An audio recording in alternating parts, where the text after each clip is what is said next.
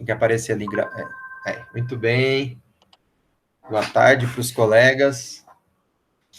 Fingindo que eu estou vendo vocês agora para a gravação, né? Boa tarde, boa tarde.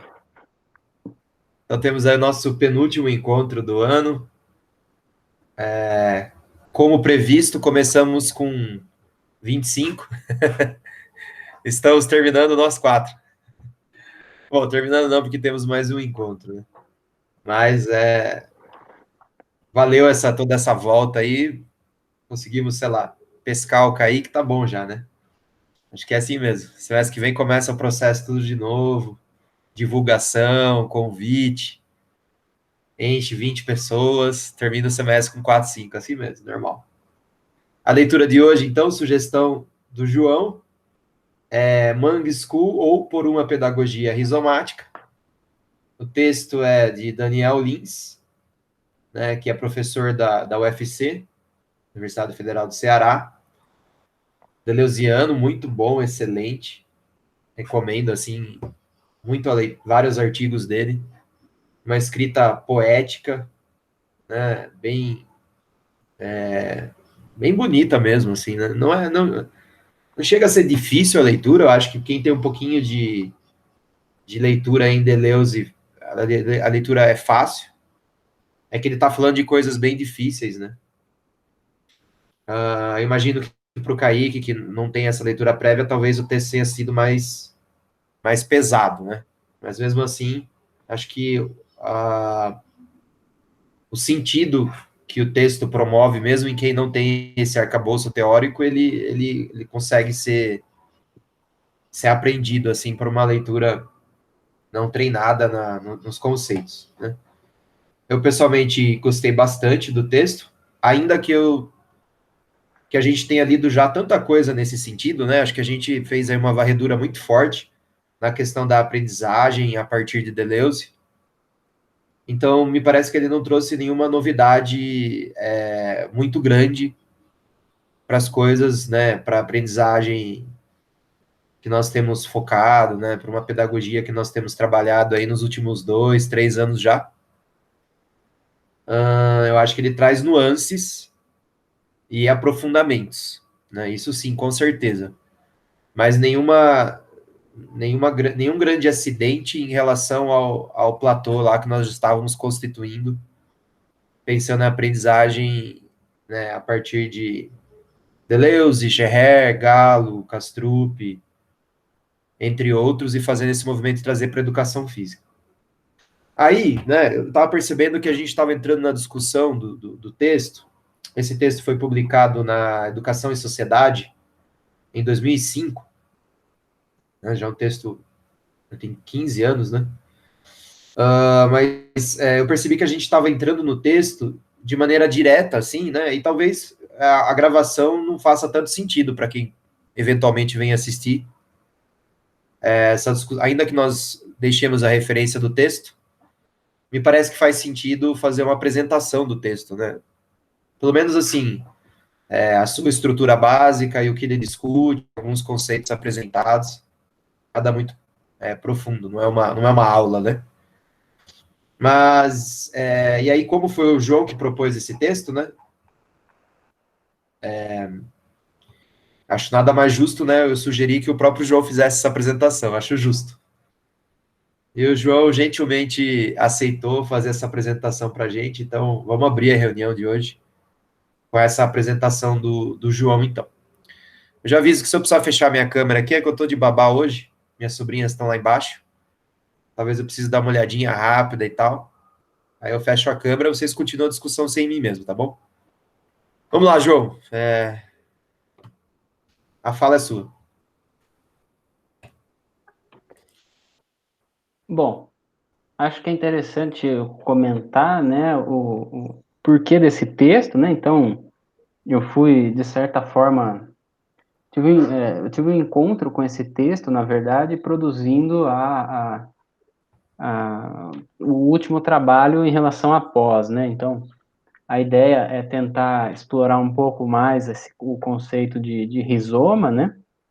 E explorar um pouco mais, não, né? Tentar trazer, assim, para a realidade da minha realidade, né, da realidade da docência minha em educação física e tudo mais, e aí eu encontrei esse texto, né, e foi um texto que me chamou bastante atenção, né, não só, também por essa, tipo dessa escrita que o autor promove, como o Rubão comentou, né, uma escrita bem, pelo menos para mim, assim, foi bastante clara, né, as ideias que ele traz, e de uma maneira escrita que lembra muito, assim, e traz uma ideia de uma maneira bem poética mesmo, como o Rubão comentou. E aí, comentar sobre esse texto, né, e comentar as ideias desse texto, como o texto está organizado, de certa forma até um problema, né, porque me parece que é a ideia do autor promover um texto que justamente não busque, né, e não tenha, assim, um fio condutor, vamos dizer dessa forma, né.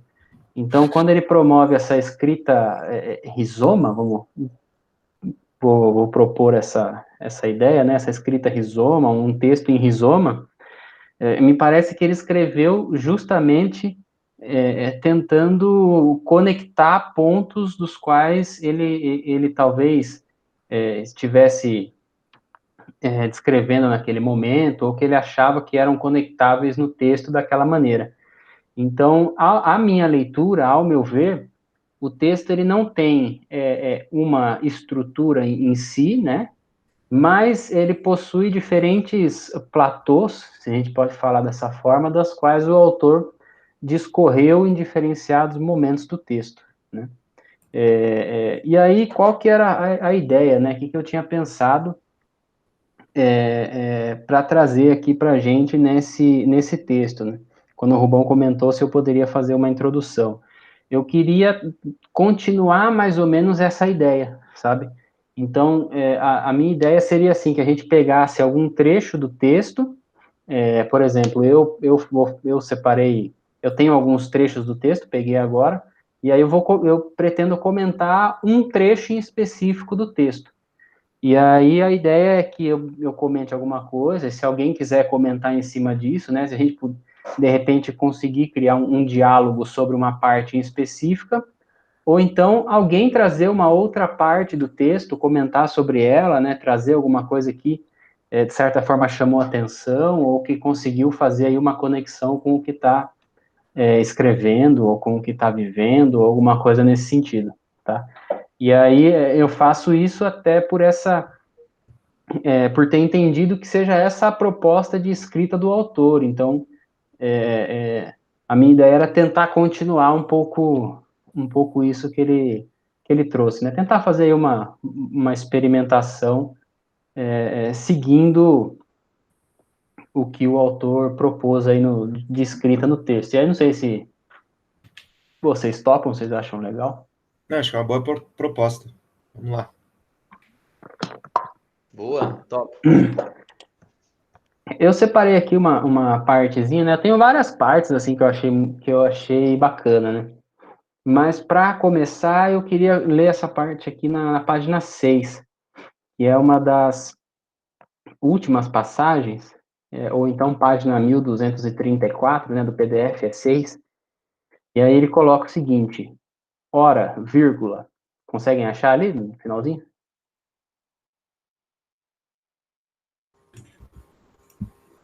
Achei. Achei aqui, João.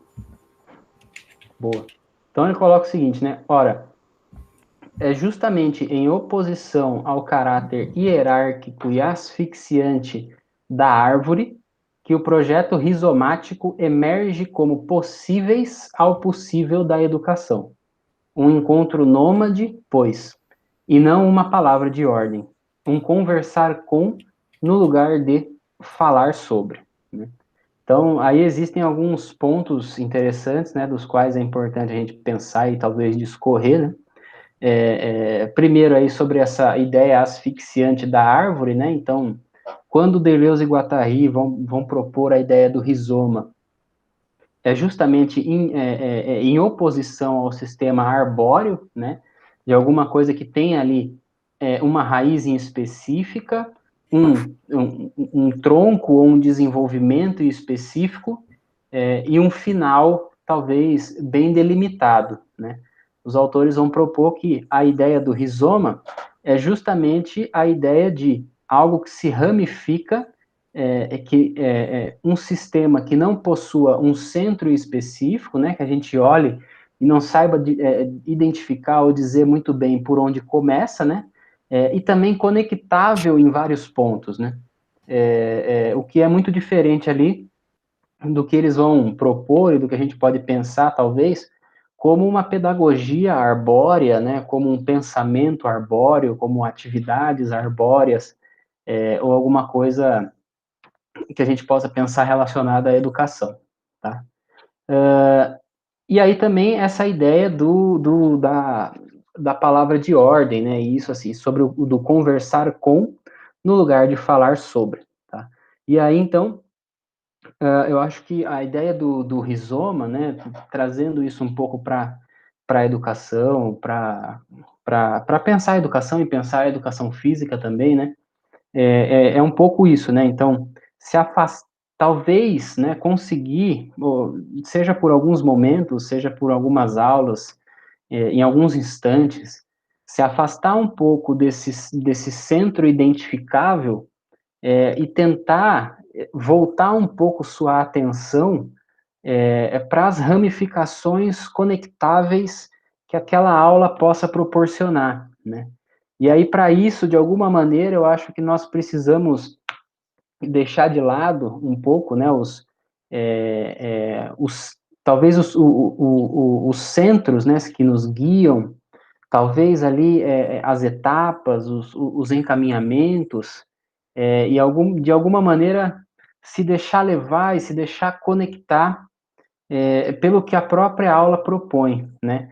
Eu penso que dessa forma nós conseguimos, no lugar de conversar com alguma coisa, né, falar sobre isso. Então, essa ideia de conversar com, né, é uma ideia de que talvez o professor de educação física, né, falar sobre uma prática da cultura corporal, falar sobre uma atividade, falar com, com os alunos sobre uma prática em específica, né?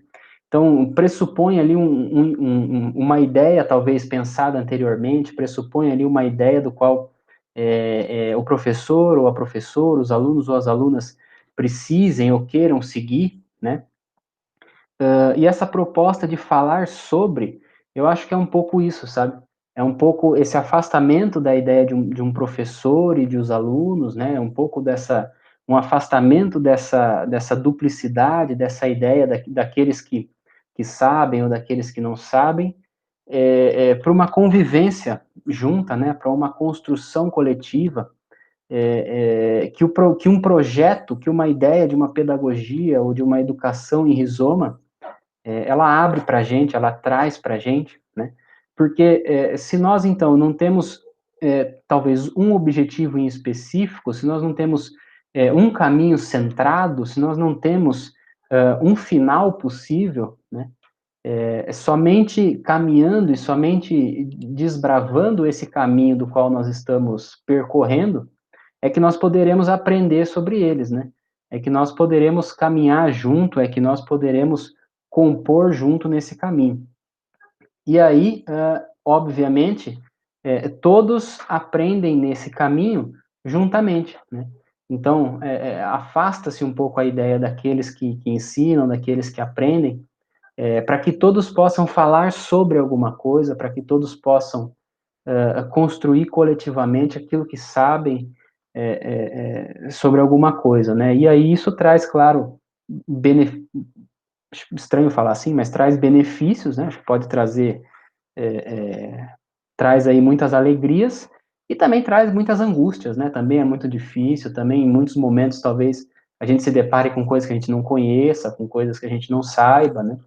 E eu acho que é um pouco consequência de se desassumir, se desassumir não, né? De descer esse degrau da docência, daquele que pensa pelo caminho, daquele que promove, para falar sobre, né, construir junto com os outros, construir em coletivo, né? Acho que é um pouco isso, essa passagem eu acho bem bacana pensar isso.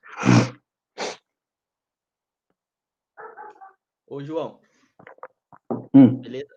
Tá me ouvindo bem? Uhum. Tá dando pra ouvir bem? É que eu tô sem fone. Tá tranquilo? Assim, ó. Beleza? Tá bom. É muito legal essa passagem, João. Eu anotei uma coisa que também na página 3, eu acho que tem relação com isso, sabe? Deixa eu achar ali pra falar pra vocês. Tá ali naquele parágrafo que inicia assim: criar dispositivos alegres para passar realidades muitas vezes duras. Tá na página 3 do PDF. Uhum. Vou ler aqui, tá lá nas 2 últimas linhas ali. Diz o seguinte, ó. Porra, é uma palavra em francês. Que lá mais um des petits, é alguma coisa relacionada à escola, que não é assim que se pronuncia em francês, mas diz o seguinte: é a escola na qual as crianças não fazem o que elas querem, mas querem o que fazem. Eu acho que isso aqui é muito legal também, porque estudar essa perspectiva talvez possa dar a entender que, tipo, você vai lá e as crianças vão fazer o que elas querem.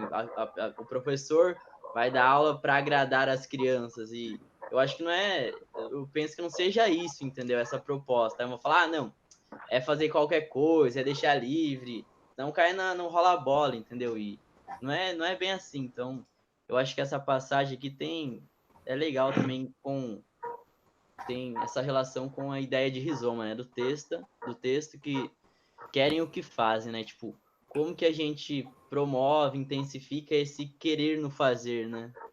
Eu acho que isso aqui é uma ideia legal. E lendo esse texto, eu fiz conexão com o texto do Pedro, do Marcos e do texto que a gente leu semana passada sobre as diferenças. Então, ao ler esse texto, eu falei, putz, para pensar a educação física aqui, né? Então, retomando lá aquele texto, eles falam sobre o tratamento das diferenças na educação física.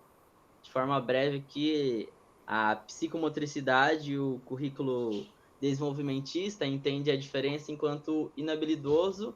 Então, a diferença é isso. E a identidade é a pessoa habilidosa, que executa com êxito a tarefa. Então, de forma breve, seria isso. A proposta saudável, que não está lá, mas eu fui pesquisar em D'Artagan Pinto Guedes, da proposta saudável da educação física, a diferença é aquela pessoa que obesa, a diferença tem que ser saudável. Então, se você não é saudável nos aspectos, nas características deles, você é a diferença. Na proposta crítico-emancipatória e superador, a diferença seria uma pessoa consumista, oprimido, alienado, acrítico, enfim, de forma breve.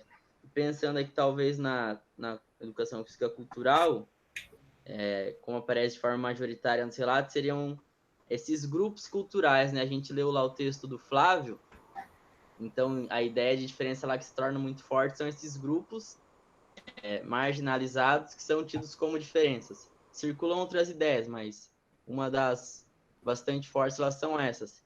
E nessas daqui, nessas propostas, a diferença está sempre representada, né? A gente sempre identifica e representa ela. E a ideia que o texto propõe é uma diferença que está para além da representação, né? Que é sempre diferença, toda hora, todo movimento, está sempre movente. Eu acho que essa diferença aqui, a ideia de diferença que tem também, eu achei bastante legal do texto. E é isso aí. Kaique, nos brinde, assim, eu fico curioso para saber, né? O que alguém começando agora as leituras consegue extrair de um texto tão mergulhado no deleuzianês, assim. Boa tarde, pessoal, primeiramente. Então, confesso que às vezes eu ficava meio perdido também, mas não é um texto que eu falar para vocês que eu não entendi nada. O João falando, né, sobre o centro, né, e tem uma hora que ele usa um termo chamado sistema centrado, né, que não precisa ter esse centro. Trazendo para a educação física, eu penso que seria, né, o professor expor determinado esporte, determinada modalidade e só focar naquilo. E ele falar daquilo somente, sem que ele dê autonomia, dê liberdade para os alunos pensarem junto com ele, né? Aí João também fala sobre o texto, né? O João falou sobre falar sobre e falar como, né? E aí, né, tem um texto, uma parte aqui que fala assim, né, na página 8, pelo PDF, da pedagogia do desastre, né, que fala do professor falar pelo outro, pensar para o outro, fabricar a criança, ou seja, não dá essa liberdade do aluno ter essa autonomia, ter esse pensamento de fazer alguma coisa e sempre fazer com que o aluno seja subordinado ao professor, ao esporte, e acabar moldando, né, esse aluno, fabricando essa criança. E aí também ele usa vários termos que eu achei muito legal, que várias metáforas, né, várias coisas que você viaja no começo, e depois eu, particularmente, consigo entender e trazer para a educação física, né, como a educação, ele fala que você educar o aluno, ele separa da educação e educação. Aí ele fala da educação, que é você castrar um aluno, né, ele fala que o professor, na verdade, né, trata o aluno desse jeito, falando, se colocando numa uma posição superior do aluno, sem dar essa autonomia, sem dar esse poder, essa liberdade para o aluno também trazer o que ele conhece, o que ele vivencia e dando valor à diferença, né? Como o Helder falou muitas vezes aí.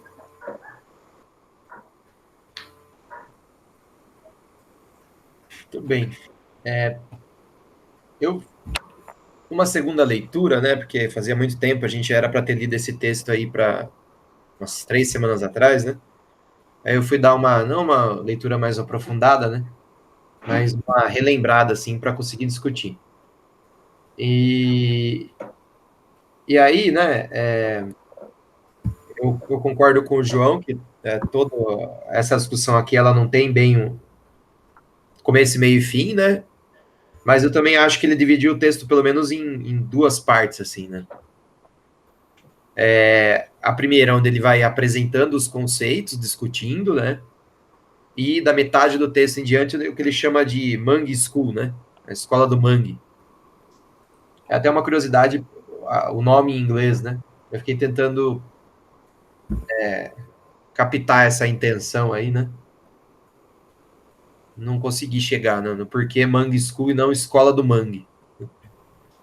Mas, enfim. E daí, depois, quando ele começa a falar da Escola do Mangue, e aí vai até o final, né?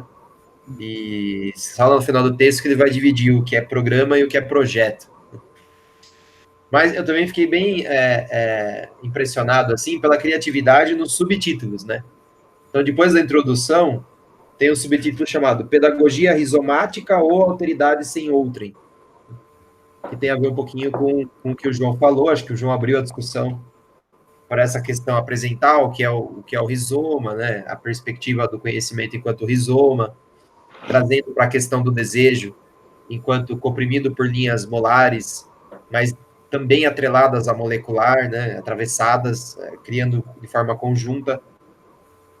Aí ele vai depois falar do rizoma e da pedagogia do desastre, que também foi mencionado, é o segundo subtítulo, onde ele traz a ideia do qual desastroso é falar em nome do outro. Né?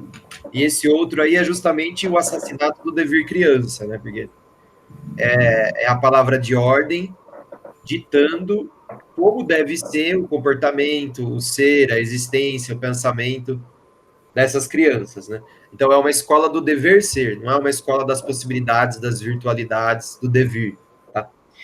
E aí essa frase eu achei bem interessante, um terrorismo e niilismo na educação.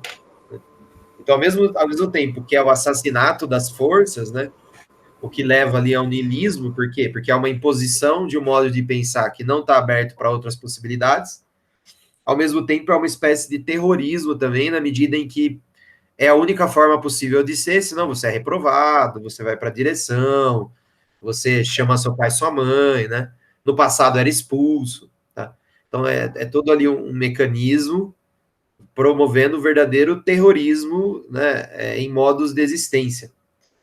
E aí o último subtítulo vai falar do devir pedagógico e dos sentidos bárbaros, né? Onde daí já abre o gancho para falar da escola do Mangue, onde ele traz, então, a ideia o que é o sentido bárbaro, né? Essa metáfora que ele vai usar. Os bárbaros, inclusive tem um seriado na Netflix agora muito bom, chamado justamente Bárbaros. E aí esse seriado mostra que os bárbaros não eram um povo só, os bárbaros eram muitos povos, né? Porque todos os povos que não eram romanos eram tidos como bárbaros, né? E isso é legal porque o que a escola faz é enquadrar todo mundo, né? Assim como o Helder acabou de comentar, todo mundo que não se encaixa dentro de uma lógica de subjetivação então diferença, né? Que é o indesejável, que é justamente aquilo que é combatido. Então, as pessoas que não se adaptam à lógica escolar são, então, os bárbaros. Mas elas não são uniformes, porque elas são únicas e singulares, assim como os povos bárbaros. Então, uma escola, justamente, que promova a experimentação dos sentidos bárbaros. O que são os sentidos bárbaros? Os sentidos não civilizados, não dominados, não cooptados por uma lógica de uma máquina social molar. Né? Justamente a produção de corpos sem órgãos, ou seja, do desejo não capturado, né, pela máquina escolar. Então, achei essas metáforas que ele foi jogando ao longo do texto, elas são muito boas, né? Mas, para além dessa estrutura, né, do texto, aí, de fato, ele é bem rizomático mesmo, porque os conceitos poderiam ser qualquer entrada, né? E aí eu trouxe milhões de passagens aí para discutir, mas eu passo a bola aí e vou escolhendo aqui uma que eu gosto mais ou outra para falar. Passo a bola aí. Eu acho que tem isso aí que você acabou de comentar, né? Então, essa metáfora do bárbaro remete muito também ao a passagem que o Helder trouxe, né? E que é também sempre a grande questão, né? Que é a questão da prudência, da qual os autores aí daqui nós estamos mais próximos, né? De Deleuze e Guattari, pelo menos no grupo daqui da noite, sempre alertam, né? Então, essa ideia de não fazer o que quer, mas querer o que fazem, né? Então, eu acho que tem muito a ver com o que eles trazem em relação à prudência, né? E tem muito a ver com as relações desejantes das quais o Rubão está chamando a atenção, né? Porque em algum momento, né, pode se parecer, então, de que o trabalho está relacionado a fazer o que quer, a qualquer tipo de liberdade, né, ou qualquer coisa das quais qualquer um queira fazer em qualquer momento, né. Mas ele inverte essa lógica, então, para dizer que eles não fazem o que querem, mas querem, então, o que fazem, né. E esse é o grande desafio, como modular essa questão, né, como, então, promover alguma coisa que se queira fazer, né, entre aspas, né, que se queira aprender, que se queira trabalhar, né, sem cair na lógica eles precisam fazer o que eles querem, né, eu não posso intervir no que eles estão fazendo, eu não posso repreender de alguma maneira, né, porque eu acho que não é essa a questão, né, então é como promover ou como estender ali linhas de investimento do desejo que potencialize aquele trabalho que é feito, né? E nem sempre está relacionado àquilo que qualquer um quer fazer a qualquer momento, né? Até porque se não raro, né? Estarmos livres para fazer o que queremos a qualquer momento, ainda mais dentro da escola, né? Isso pode caminhar para relações tão destrutivas quanto possível a gente possa imaginar, né? Então, eu acho que essa ideia é muito boa e tem também muita relação com o sistema acentrado que o Kaique trouxe, né? Então, esse ponto de sistema acentrado, ele é muito interessante, porque, de certa forma, é um sistema que não possui centro, e não possui o centro em qualquer coisa, né? Então, não possui o centro nos alunos ou nas alunas, né? Então, em relação a eles fazerem o que eles querem, ou a gente só poder falar sobre o que eles querem, né? Mas também não tem o centro no professor, né? Ou na professora, então não sei, podar os alunos da maneira como eu acho mais interessante para que a gente possa caminhar da maneira como eu proponho, né? Também como não é um sistema acentrado, que não possui o centro na apostila, ou então que não possui o centro nos passos, como se deve fazer alguma coisa, não possui o centro nas expectativas, e por que isso tem a ver com o não fazem o que querem, mas querem o que fazem, né? Porque há, de certa forma, uma mudança de centros, né? Uma mudança de pontos das quais a gente tem a atenção, que não nos levam a um ponto em específico, e que esse jogo é justamente talvez o que possa trazer, ou que possa tentar compor ainda mais com as perspectivas potencializantes das quais a gente pode encontrar na nossa aula, né? Vejo um pouco dessa forma esse sistema acentrado e essa relação de não se fazer o que quer, mas querer o que se faz, né?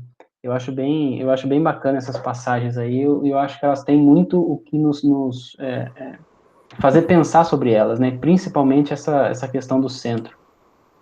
E é importante essa ressalva aí, né? Esse jogo de palavras, porque muitas vezes quando a gente começa a estudar uma educação não moderna, uma educação não tão disciplinadora, tão esmagadora dos fluxos, etc., quase sempre, né, principalmente para quem está iniciando na discussão, as pessoas vão argumentar no sentido de, então é qualquer coisa.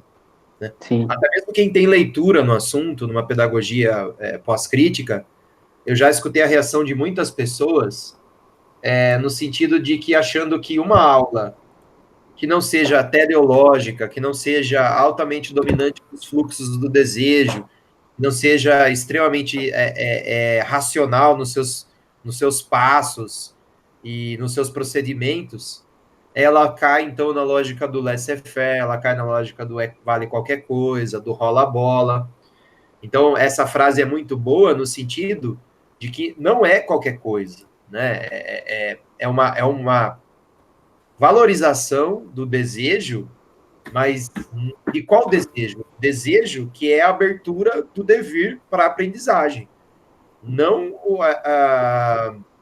o foco no desejo reacionário que poderia levar a uma linha suicidária para uma aula que vira puro caos ali, sem nenhum intuito pedagógico, que não está potencializando ninguém, né? Ali, sei lá, não é nada, é uma bagunça, é um rola-bola, é uma, né? Então, não se trata disso, né? Se trata de potencialização com um olhar didático voltado para o que há de potente em cada uma das crianças nesse encontro que é promovido, então, pela aula, né? Ou, não dá nem para dizer em cada uma, mas o fluxo de desejo que é gerado a partir do encontro delas, né? E aí, né, isso é ótimo no sentido de quando ele fala ainda sobre a questão das casas, do sentido dos bárbaros, né? Agora eu tô tentando achar a página.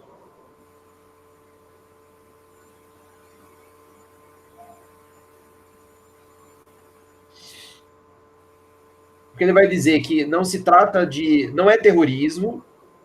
Me ajudem aí. Não é terrorismo. Não é niilismo. Mas também não é ideal vazio. Acho que se eu der um Ctrl F aqui e escrever ideal vazio, eu acho.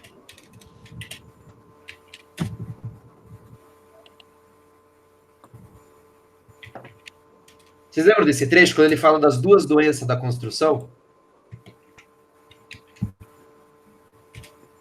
Estou procurando... Aquela parte do acompanhante da casa, algo assim, não é? Isso. Ah, achei.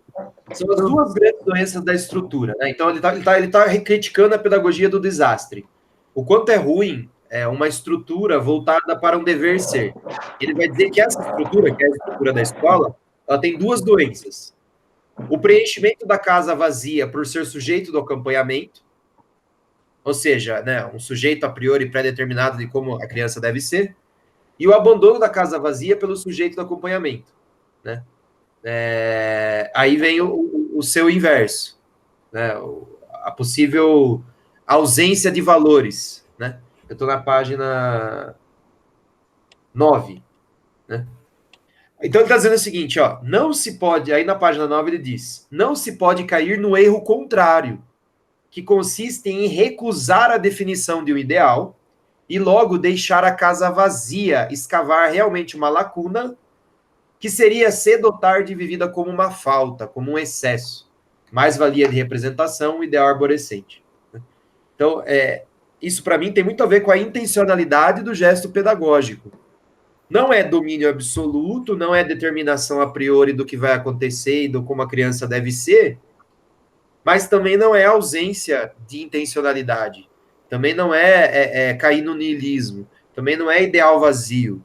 Né? O professor ele tem ali uma intencionalidade, ele quer produzir certas coisas. Não necessariamente determinar o que essas coisas serão, mas ele tem uma intenção pedagógica. Né? E qual é essa intenção, então? Aí cada disciplina trabalha com a sua especialidade a partir da sua cultura, mas tendo como foco didático a questão do desejo, né? Se possível for, dentro de uma escola do Mangue. Né? Passo a bola. E o rigor está sempre no processo, né, Rubens? Porque, de outra forma, a gente está sempre acostumado a pensar em modos avaliativos que a gente vê um resultado final, né? Mas aqui o rigor está no processo, no dever. Eu marquei duas coisas aqui também. E uma tá lá na página 11, que é só uma frase que eu gostei muito também, que diz o seguinte: experimentar, mas nunca oficializar. Daí acabou aqui, daí eu conecto com a outra. Vou comentar isso aqui primeiro. Então, é a ideia de experimentação também, né? Mas que não, vamos falar assim, putz, achei uma forma ideal de dar aula agora e vai ser sempre assim. Não, essa experimentação constante, né? Experimentar, mas nunca oficializar. Daí lá na página 15 do PDF... Ô, Helder, antes de você passar, manda. essa aí eu acho legal. Porque essa ideia de experimentar, mas nunca oficializar, porque a gente está pensando, então, em uma aula, né, ou aulas ou temas, né, que possam gerar, como eu posso dizer, produção desejante, né, potência em relação àquele tema, aquilo que está sendo estudado, né. Só que nem sempre também pode ter uma aula que a gente consegue fazer isso. Então, sei lá, uma aula que surge um tema e na próxima você continua conversando sobre aquele tema e é muito bacana, né? Agora, tem aula que surge um tema só que naquela aula é bacana, entendeu? Naquela aula se formou uma espécie de platô ali do que o pessoal perguntando sobre aquilo, falando tal. E aí você traz aquilo para a próxima aula, não dá certo. O pessoal aquele tema já não é, entre aspas, ali um consenso do que a gente quer conversar, do que a gente quer falar, né? Então eu acho que traz e aí o conceito, a gente pode até chamar de conceito, né, de experimentação, não entender que, aconteceu dessa vez, dessa forma, então eu vou oficializar, né, a minha ideia é essa, né, eu vou fazer isso. Porque da próxima vez talvez não aconteça da mesma forma, né? E a tendência da intensidade, né, caminha sempre a zero. Então, está na oficialização a ideia já de rejeição daquilo, sabe? Então, vou fazer dessa maneira. Então, a gente já sabe que isso está, de certa forma, fadado a fracassar, né? Fazer dessa maneira, oficializado dessa maneira, é a tendência que se tem a afastar a ideia. Né? Então, por isso que eu acho que essa ideia de experimentação, ela está no centro, né? Porque está sempre experimentando alguma coisa que possa ser diferente, né? Que possa produzir outra coisa, né? Eu acho que isso vale para... Desculpa, eu só queria comentar o João, eu acho que isso vale para procedimento pedagógico também. Sim. Não só para tema. Né, para você organizou a aula de uma maneira que deu muito resultado, foi muito boa, funcionou. Aí você pensa em reproduzir aquele modelo, achando que você vai encontrar.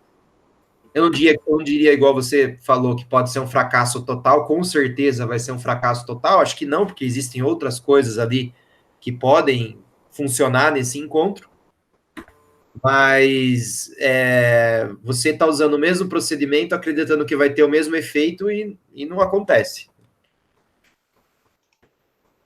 Sim, e acho que esse que o João falou, dá para trazer também com aquela parte que o João falou sobre o sistema centrado, né? Você dá essa aula de uma forma e pensar que aquilo vai dar certo para sempre e colocar aquilo como centro de tudo, né? Somente focar nisso. Pelo menos eu pensando aqui, consegui fazer essa relação.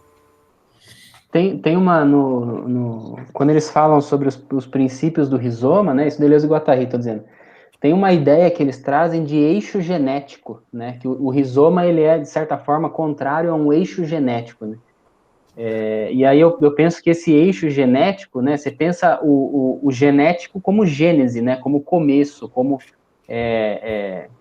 também tem essa ideia de centro, né, mas eu acho que tem ali uma ideia de começo, de nascimento, né, então o rizoma, ele é também contrário a esse eixo genético, né, onde a coisa começa, como a coisa tem o seu início, né, então focar nisso, eu acho que é justamente uma relação de arborização do processo de aprendizagem pedagógico. E nesse sentido, uma escola do Mangue, uma pedagogia rizomática, ela procura sempre o novo, né? Por isso que a experimentação é tão importante, né? A vida impõe a novidade, mas como que a escola pode priorizar isso, né? Na sua... Porque mesmo uma escola arbórea, né, extremamente dominadora, a novidade ali aparece, né? Isso é próprio da vida. Mas a pedagogia colocada em ação pelo professor, ela está tentando sufocar essa novidade. Então, como seria a função da Mangue School, né, na página 15, ele vai dizer, não é mais a de responder a uma necessidade de verdade, ou de abrir o conhecimento do real, mas de provocar novas possibilidades de vida, né? Ou seja, a experimentação do pensamento. Então, o E, aquela ideia da conjunção somativa, sempre E. Uhum. Ô Rubens, sabe o que é legal também dessa ideia de devir? Aí na página 15 também, ele diz um negócio que a gente comentou lá no grupo, né, pesquisando sobre aprendizagem. Eu achei que a gente não estudou muito a fundo isso, a ideia do esquecimento. Então ele solta uma brecha que eu achei legal. Tá ali abaixo da citação do Lins 2000. Tá, começa assim, vou ler aqui. Acharam? Posso ler? É rapidinho. É na página 15 lá? Tá na página 15 do PDF. Uhum. Diz o seguinte: ora, o novo é o que está por vir. Para que ele seja, é preciso que haja o esquecimento, uma memória das palavras, aquilo que não é ainda e que desde que passa a ser, torna-se memória passado.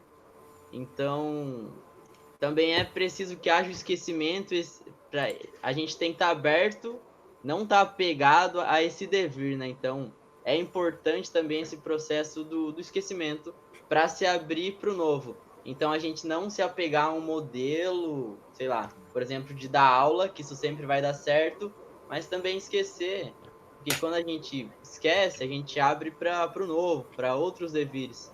Então, eu só queria complementar com isso. E tem, de certa forma, um modus operandi, né, aqui bem interessante, né, porque daí ele continua aqui, né, então, a pedagogia rizomática, neste sentido, trabalha sempre com o novo, e expôs toda a sua dinâmica, o que é a memória, né, então, o que, de certa forma, recognitivo, né, o que dá lugar ao que...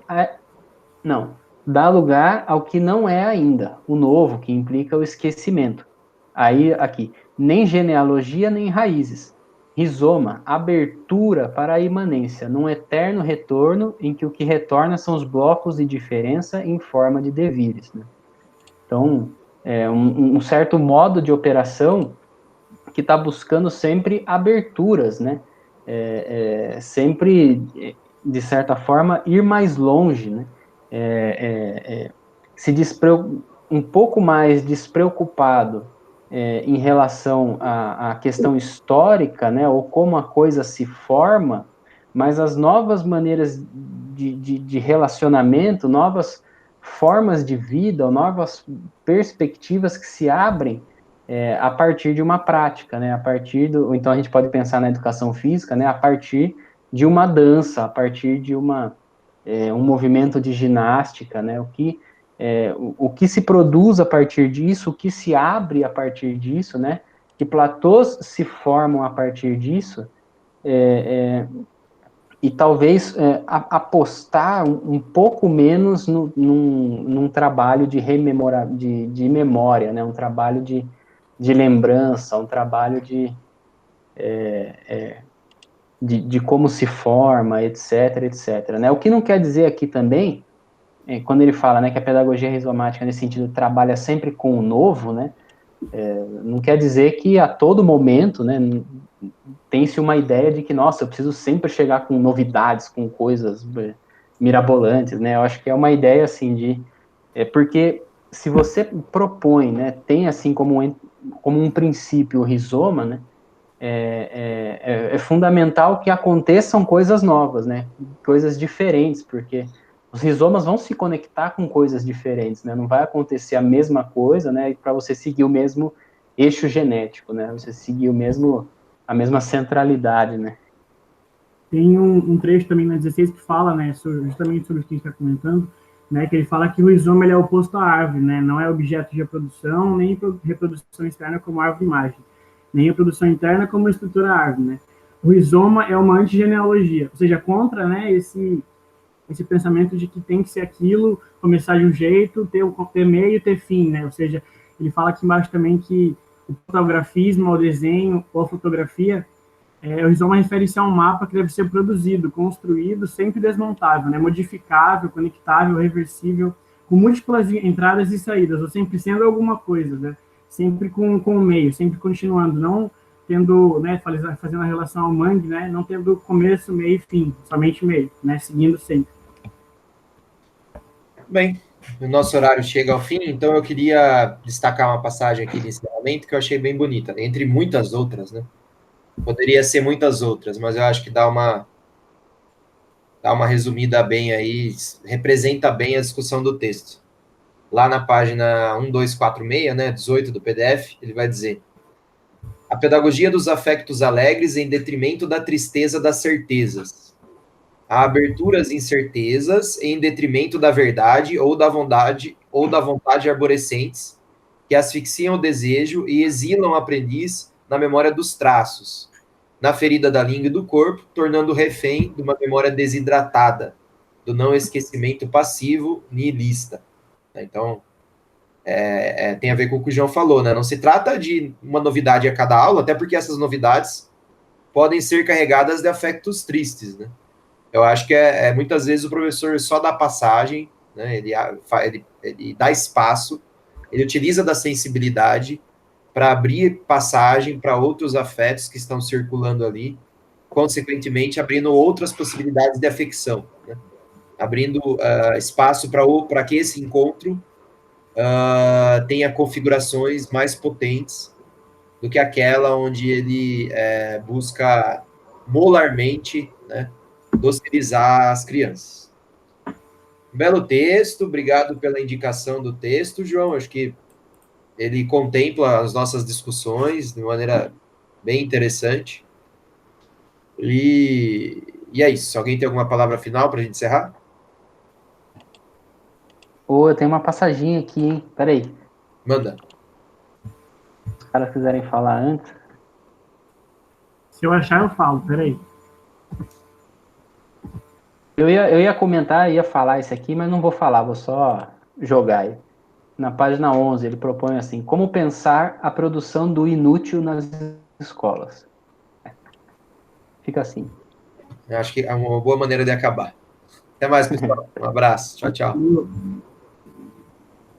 Valeu!